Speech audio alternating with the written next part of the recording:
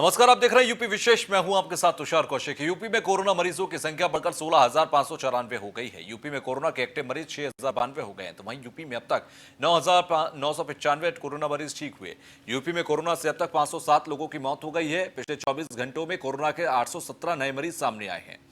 तो ये स्टैटिक्स है। फिर आप पिछले 24 घंटे का उत्तर प्रदेश के अंदर कोरोना संक्रमण मरीजों का आपको बता रहे 9,995 कोरोना मरीज ठीक हुए हैं। तो वहीं 6,092 अभी भी एक्टिव हैं जो कि अंडर ट्रीटमेंट हैं। फिलहाल 16,000 के पार हो गई है। संक्रमितों की संख्या 16,594 बताई गई है। यूपी में कोरोना मरीजों की संख्या लगातार बढ़ रही है। एसके वाजपेयी संवाददाता हमारे साथ जुड़ गए हैं। वाजपेयी, पिछले 24 घंटे में 817 नए मरीज सामने आए हैं कोरोना के। क्या स्थिति अभी उत्तर प्रदेश की है? बिल्कुल निश्चित तौर पर हम देखें जिस तरीके से लगातार कोरोना के मरीज बढ़ रहे हैं तो जो चिंता की बात जरूर है। 16,000 से ऊपर व्यक्ति अब तक प्रदेश भर के विभिन्न जिलों से कोरोना पीड़ित आ चुके हैं। और अगर हम देखें लगातार पिछले 7 दिनों के आंकड़ों पे नजर डालें तो लगातार 700 से 800 मरीज पिछले 3 दिनों से आ रहे हैं। उसके पहले 500 मरीज करीब प्रतिदिन आ रहे थे। लेकिन कहीं ना कहीं जिस तरीके से चीजों में छूट हुई है, उस छूट के दौरान जिस तरीके से कोरोना मरीजों की संख्या बढ़ी है वो जरूर चिंता की बात है। अगर हम एक्टिव मरीजों की बात करें तो वो एक्टिव मरीजों की संख्या भी पिछले 2 सप्ताह अगर पहले हम जाएंगे तो दोगुने से ज्यादा हो चुकी है। ऐसी स्थिति में जरूर समझने की बात है, लोगों को समझने की बात है। और जिस तरीके से बड़े पैमाने पर लोग संक्रमित होकर लगातार निकल रहे हैं, क्योंकि बहुत सारी जगहों पे अब हम देखें तो कोई प्रतिबंध नहीं है, लोग जा रहे हैं, मिल रहे हैं, मार्केट में जा रहे हैं। और अगर हम सड़कों पर देखें तो भारी ट्रैफिक भी वहां पर रह रहा है। ऐसी स्थिति में जो संक्रमित हैं अगर वो भीड़ में जाते हैं तो वो आंकड़ा बहुत बड़े पैमाने पर बढ़ सकता है। हालांकि अगर हम आप उत्तर प्रदेश में अगर टेस्टिंग के आंकड़े को देखेंगे तो वो भी 15,000 से ऊपर हो चुका है। सीएम योगी ने निर्देश दिए हैं कि इसको जल्द से जल्द 20,000 और तो जून के अंत तक इसको 20,000 प्रतिदिन करने के निर्देश दिए हैं। साथ ही साथ उत्तर प्रदेश में 1.5 लाख बेड करने के निर्देश भी दिए हैं। लेकिन जिस तरीके से कोरोना बढ़ा है वो जरूर चिंता की बात है, क्योंकि जो अनुपात डिस्चार्ज होने वाले मरीजों का है उससे कहीं ज्यादा अनुपात उत्तर प्रदेश में कोरोना संक्रमितों का है। जी साथ ही साथ देखा जाए, क्योंकि लगातार ये आंकड़ा दूसरे राज्यों के कंपैरिजन में और जनसंख्या को देखते हुए देखे तो एक बेहतर कदम भी है। और हाईकोर्ट की तरफ से आज तारीफ भी की गई कि तमाम प्रवासियों के मुद्दे पर, छात्रों के घर वापसी के मुद्दे पर सरकार ने अच्छा किया। इन सबको देखा जाए तो अभी सरकार के आगे के प्लान क्या है? क्योंकि अब तक तो सरकार सफल रही, लेकिन जून और जुलाई का महीना, साथ ही साथ अगस्त तक के महीने की अगर बात कर रहे तो काफी क्रूशियल मंथ्स हैं। सरकार का को जरूरत है कि इस टाइम पर नियंत्रण को लगातार बनाकर रखें। तो क्या यही प्लान को एग्जीक्यूशन में रखेंगे या आगे प्लान्स चेंज किए जाएंगे? बिल्कुल, सरकार की तरफ से कोशिशें लगातार जारी हैं। योगी सरकार ने जहां हॉस्पिटल्स में बेड बढ़ाने के लिए निर्देशित किया है, साथ ही साथ जो टेस्टिंग है उसको बढ़ाने के लिए निर्देशित किया है। ये जरूर है क्योंकि उत्तर प्रदेश में जो एक आंकड़ों में अचानक से बढ़ोतरी आई उसकी सबसे बड़ी वजह यह है कि बड़े पैमाने पर करीब 30 लाख से ज्यादा प्रवासी वापस उत्तर प्रदेश लौटे। तो सबसे बड़ी बात यही थी कि जो अचानक से ये संख्या उत्तर प्रदेश में बढ़ी है तो कहीं ना कहीं इसमें एक बड़ी संख्या प्रवासियों की है जो अचानक उत्तर प्रदेश में लौटे थे। अब क्योंकि उनकी संख्या पूरी तरीके से खत्म हो चुकी है, जिनको वापस आना था वो वापस आ चुके हैं और अब वो अपने अपने घरों पर पहुंच चुके हैं। जिन्होंने अपना क्वारंटीन पूरा कर लिया है वो बाहर हो चुके हैं और जो नए मरीज आए हैं उनको जरूर इलाज करना है। लेकिन जरूरत यही है कि नए लोगों में इसको फैलने से रोका जाए और जो मरीज पहले से संक्रमित हैं उनके संपर्क में आने से दूसरे मरीजों को रोका जाए। हालांकि सीएम योगी की तरफ से लगातार दिशा निर्देश उत्तर प्रदेश के विभिन्न जिलाधिकारियों को, सीएमओ को जारी किए गए हैं, लेकिन जमीनी स्तर पर लोगों को सहयोग न मिलने के कारण कहीं ना कहीं हम कहें तो इन प्रयासों को पूरी सफलता नहीं मिल पा रही है, जो जरूर चिंता की बात है। जी ठीक है, चलिए, बहुत बहुत शुक्रिया हमसे जुड़ने के लिए और बातचीत करने के लिए।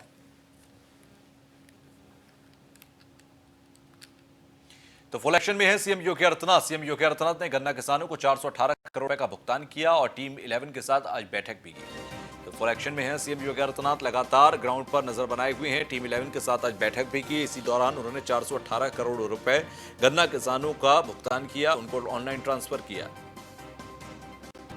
तो गन्ना किसानों का भुगतान कर टीम 11 के साथ बैठक की। आज सीएम योगी आदित्यनाथ एक्शन में नजर आए। गन्ना किसानों के लिए आज का खुशी भरा दिन रहा जब उनका भुगतान उनको किया गया।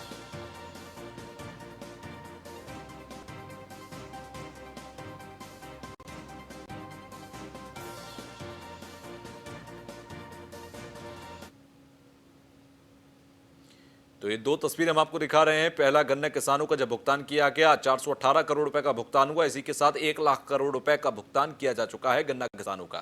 साथ ही साथ टीम 11 के साथ आज बैठक हुई। टीम 11 के साथ बैठक कर जो ग्राउंड पर सिचुएशन है उसकी समीक्षा करते नजर आए सीएम योगी आदित्यनाथ। साथ ही साथ उस पर कंट्रोल कैसे पाया जाए इसकी भी चर्चा हुई। तो दो आज महत्वपूर्ण कार्यक्रम सीएम योगी आदित्यनाथ के रहे। पहला गन्ना किसानों के स्वागत और फिर टीम 11 के संग मंथन।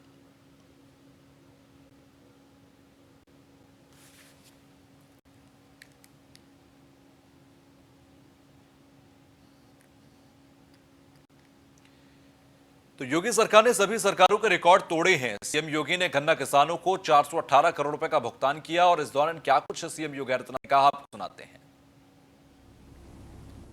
गन्ना विभाग के द्वारा गन्ना किसानों के अब तक के 1 लाख करोड़ से अधिक की धनराशि का सीधा भुगतान करने के लिए हृदय से बधाई देता हूं और साथ ही साथ गन्ना विभाग को हृदय से धन्यवाद भी देता हूं। शासन की कार्यपद्धति स्वयं की नहीं बल्कि जनता की संतुष्टि का कारण बनना चाहिए और विगत 3 वर्ष 3 माह के अंदर उत्तर प्रदेश के चीनी उद्योग के इतिहास का ये बहुत ही स्वर्णिम अवसर है जब इतनी बड़ी धनराशि का भुगतान डीबीटी के माध्यम से सीधे किसान के खाते में सरकार के सहयोग से हुआ हो। ये इसलिए संभव हो पाया क्योंकि अन्नदाता किसानों का आशीर्वाद राज्य सरकार और केंद्र सरकार के ऊपर रहा है और दोनों सरकारों ने मिलकर के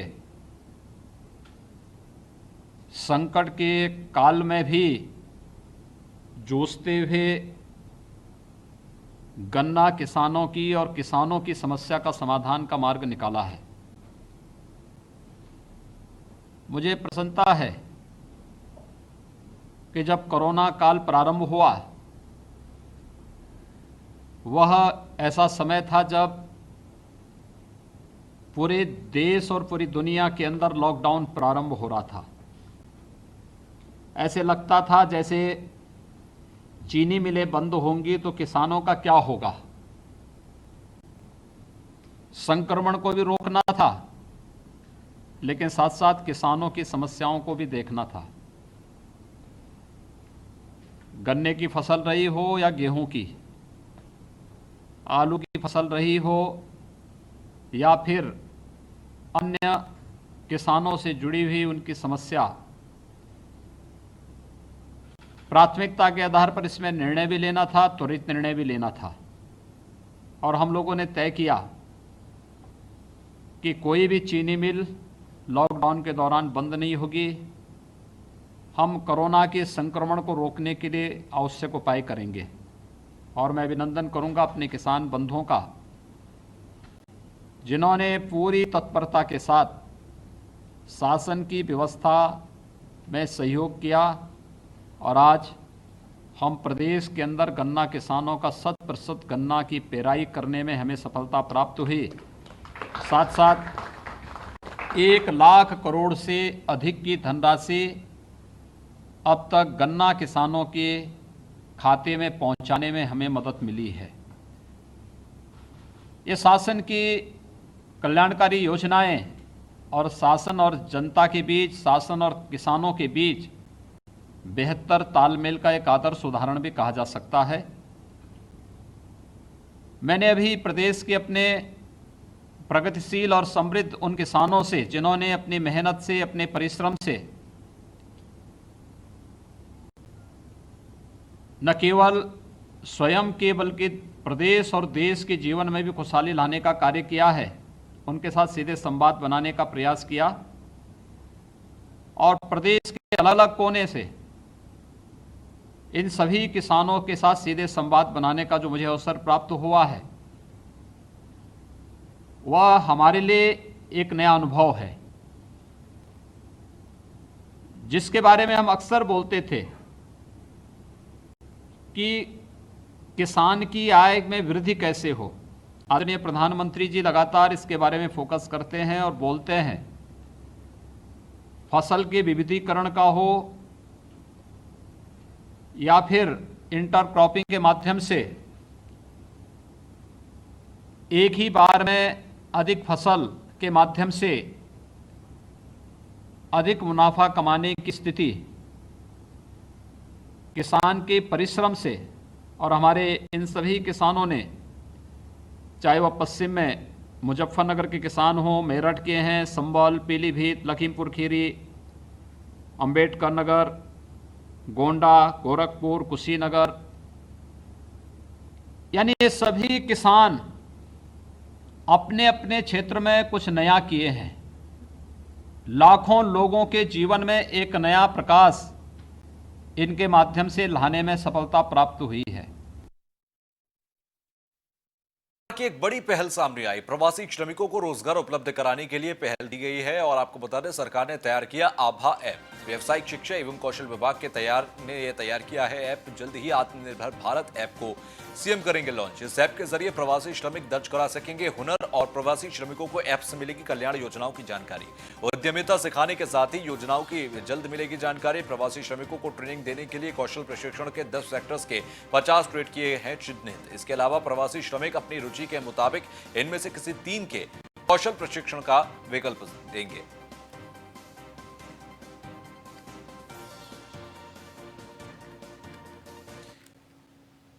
तो हाईकोर्ट की लखनऊ बेंच ने सीएम योगी आदित्यनाथ की तारीफ की है। योगी सरकार ने छात्रों और प्रवासियों के लिए अच्छी व्यवस्था की, हाईकोर्ट ने कहा। इसके लिए यूपी सरकार बधाई के पात्र है। हाईकोर्ट ने कहा। इसके अलावा प्रियंका गांधी के पीएस संदीप सिंह की जमानत मामले में चल रही थी सुनवाई। अग्रिम जमानत की सुनवाई करते हुए हाईकोर्ट ने तारीफ की है।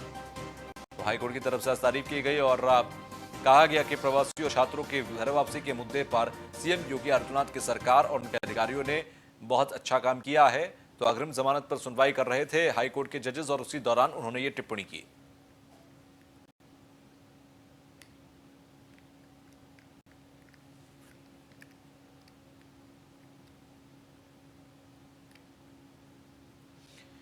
तो नोएडा से खबर है कि एनएमआरसी ने अनोखी पहल की है। नोएडा मेट्रो रेल कॉर्पोरेशन ने बड़ी पहल की है। ट्रांसजेंडर्स को नौकरी देगा एनएमआरसी। 30 से 35 हजार ट्रांसजेंडर्स ने एनसीआर में रहते हैं और सेक्टर 50 मेट्रो स्टेशन अब होगा शीमेन मेट्रो स्टेशन। एनएमआरसी की प्रबंध निदेशक ऋतु माहेश्वरी ने यह जानकारी दी। तो एनएमआरसी का यह बड़ा कदम है, जहां पर अब सेक्टर 50 मेट्रो स्टेशन को शीमेन मेट्रो स्टेशन बनाया जाएगा।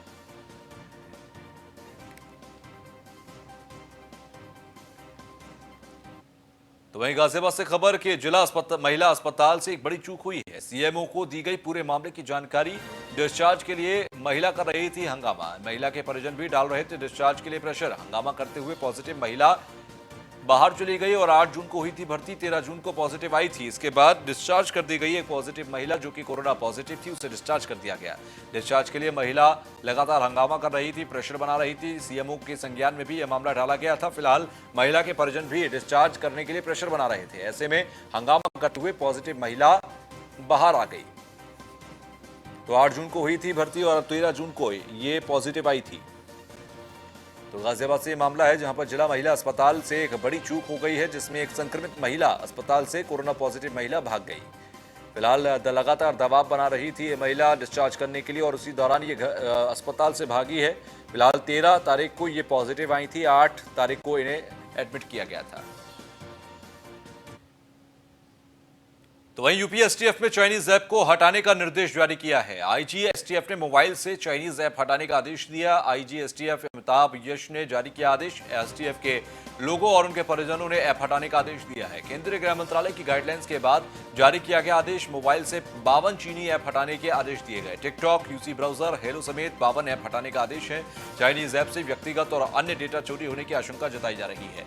ऐसे में 52 ऐसी एप्लीकेशन है जिनको हटाने की बात की गई है। केंद्रीय गृह मंत्रालय की गाइडलाइंस के बाद जारी किया गया है ये आदेश। तो यूपी एसटीएफ में चाइनीज ऐप हटाने के आदेश दिए हैं।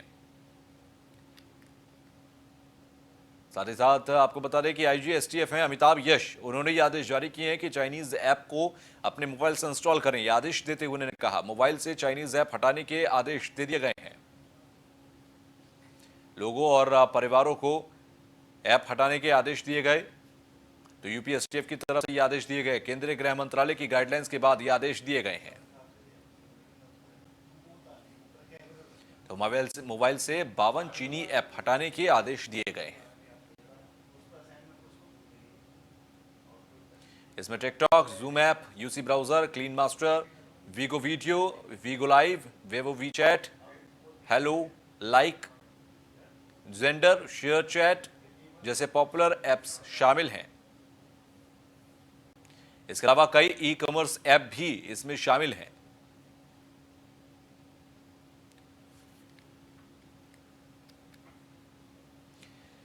खबरों में आगे बढ़ते गाजीपुर शहर के कचहरी स्थित सरजू पांडे पार्क में चीन में संघर्ष में वीर गति को प्राप्त अमर शहीदों को दीप जलाकर शहर के नागरिकों द्वारा श्रद्धांजलि अर्पित की गई। श्रद्धांजलि अर्पित करते वक्त वीर गति को प्राप्त सैनिकों के चित्र के सामने दीप और कैंडल जलाकर शीश झुकाकर उनके सामने श्रद्धासुमन अर्पित किए गए। श्रद्धांजलि सभा में मौजूद अभिनव सिंह ने कहा कि शहीदों के परिवार वालों को ईश्वर इस घाव को सहन करने की शक्ति दे और सरकार से मांग की है कि अधिक से अधिक सरकार इनके लिए मुआवजा, उनके सुविधाओं की घोषणा करे।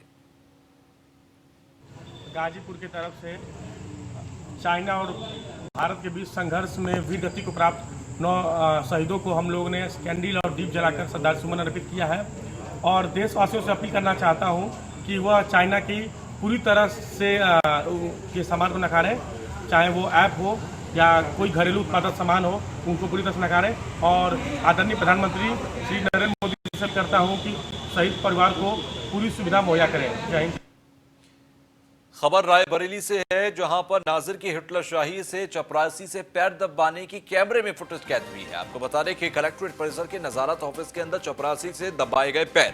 शराब के नशे में धुत नाजिर चपरासी से दबा रहे हैं पैर और डीएम ऑफिस के सामने है नाजिर पवन श्रीवास्तव का कार्यालय। अब इस तस्वीर को आप देखिए। पूरे मामले में जिम्मेदारों ने चुप्पी साधी हुई है, लेकिन नाजिर साहब यहां पर शराब के नशे में दिन दहाड़े चुप होकर और लगातार शराब का सेवन हर रोज करते हैं, इस बात की भी जानकारी है। ऐसे में शराब के नशे में धुत थे और चपरासी से ये पैर दबा रहे थे। तो वही कानपुर का मामला, जहां पर ग्राम प्रधान ने ही गौशाला पर कब्जा कर रखा है। औचक निरीक्षण करने पहुंचे थे गौ रक्षा वाहिनी के प्रदेश उपाध्यक्ष और अव्यवस्थाओं को देख जमकर भड़के उपाध्यक्ष मिराज अहमद गौशाला में पड़ी टीन शेड में अपनी ग्राम प्रधान की लग्जरी गाड़ी को खड़ा देखकर भड़क गए। इसके बाद वहां पर ग्राम प्रधान सुनील यादव ने किस तरह कब्जा किया हुआ है यह भी उपाध्यक्ष देखा। तहसीलदार को जांच के आदेश दिए। बिलौर क्षेत्र के पलिया गौशाला का औचक निरीक्षण किया गया था।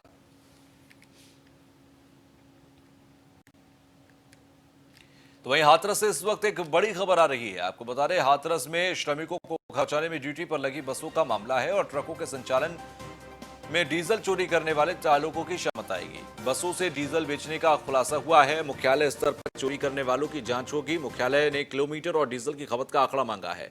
रोडवेज बस चालकों में हड़कंप मचा हुआ है। लॉकडाउन के दौरान प्रवासी लोगों के लिए लगाई गई थी बसें। छात्रों और प्रवासी मजदूरों को पहुंचाया गया था उनके घर। इस दौरान कई बस चालकों ने डीजल से किया खेल। लॉकडाउन में मजदूरों और प्रवासियों को पहुंचाने के लिए परिवहन निगम ने बसों का संचालन किया था।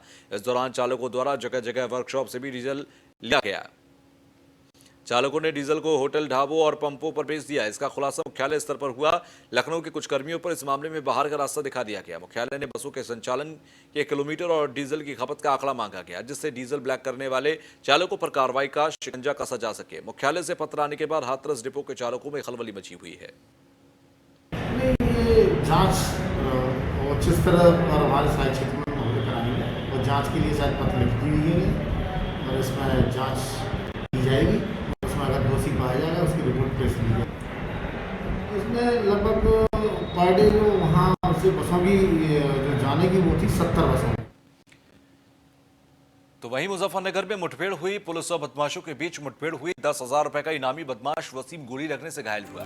बदमाश से एक बाइक, एक तमंचा, 4 कारतूस बरामद हुए हैं। वहीं घायल बदमाश गौकशी में बुराना के अंदर वांछित चल रहा था। बदमाश के खिलाफ लूट, गौकशी के 5 केस दर्ज हैं। तितावी थाना क्षेत्र के हैदरनगर बिजली घर पर यह मुठभेड़ हुई।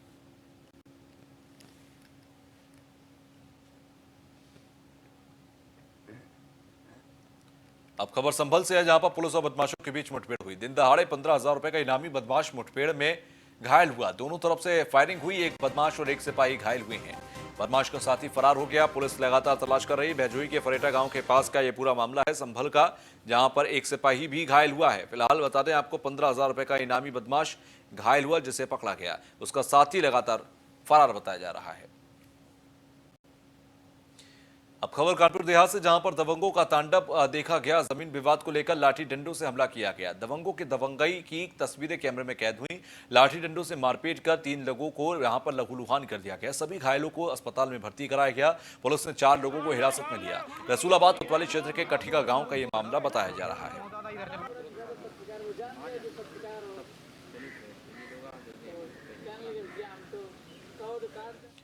खबर फर्रुखाबाद से, जहां पर मानवता को शर्मसार कर देने वाला वीडियो सामने आया।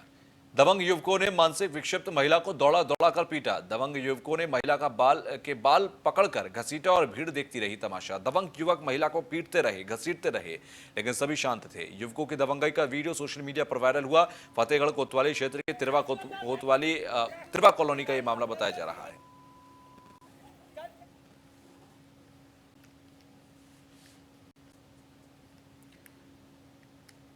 खबर सीतापुर से है, जहां पर बैंक मित्र से गोली मारकर लूट की गई है। 72,000 रुपए की नकदी छीनकर लुटेरे फरार हो गए। घायल बैंक मित्र को अस्पताल में भर्ती कराया गया। मामले में पुलिस ने जांच शुरू कर दी है। उड़दौली की इलाहाबाद बैंक से पैसा लेकर यह बैंक मित्र आ रहा था और महोली कोतवाली के इलाके के अंदर महोली उड़दौली रोड पर यह घटना को अंजाम दिया गया।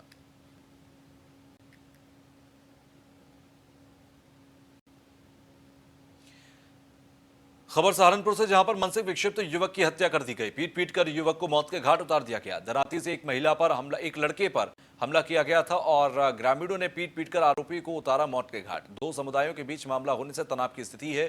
पुलिस पूरे मामले की जांच पड़ताल कर रही है। थाना देवबंद क्षेत्र के गांव इमलिया का यह मामला है।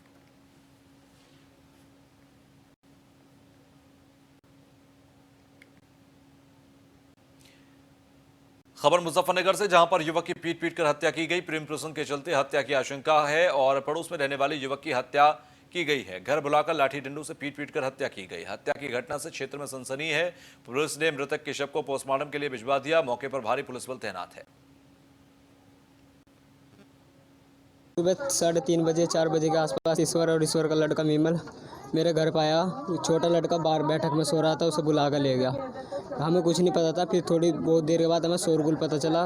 गांव के जो मोहल्ले वाले, उन्होंने बताया ऐसे ऐसे बात होगी। ललित ने उसकी गर्दन पर पैर टेक रखा था। ललित की वजह से उसके प्राण निकले।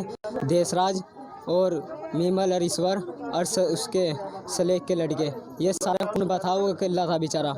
इन्होंने मिलकर उसे मारा। हत्या कारण पता नहीं। ये तो हमें पहले उसके एक आधी फिर बुलाया उसे अपनी लड़की, उसकी लड़की के साथ उसका कुछ होता है। नाम उसका ज्योति है, जो ईश्वर की लड़की है। ज्योति व नगर पालिका में पढ़े। राजन नाम का युवक है, जिसकी उम्र तकरीबन 22-23 साल है और जो सिसोना गांव का रहने वाला है। और अभी सुबह जानकारी मिली है कि वो जो है पड़ोसी की छत पे उसका शव पड़ा हुआ है। तो जानकारी अभी जो जिसके घर पे मिला है, उनका कहना है कि चोरी करने के उद्देश्य से आया था, परंतु मामला इसमें कुछ और ही है। जो अभी तक संदेहास्पद है मामला, संदेह की इसमें वो है कुछ।